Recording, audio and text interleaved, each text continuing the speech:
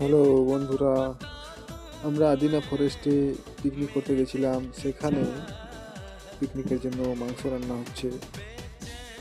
দেখুন কিভাবে পিকনিকে মাংস রান্না হয়, এবং যারা যারা পিকনিকে যাওয়ার ইচ্ছা তারা তারা এভাবে এনজয় করবেন,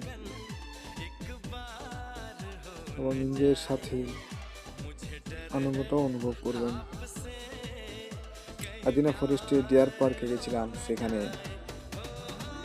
হরিণ, ময়ূর, গোল্ডেন পাখি, তারপরে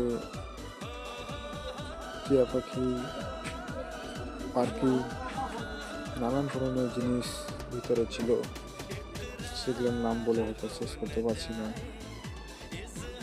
সব ধরনের জিনিস দেখে শুনে আমরা আনন্দ করে বাড়ি আসছি।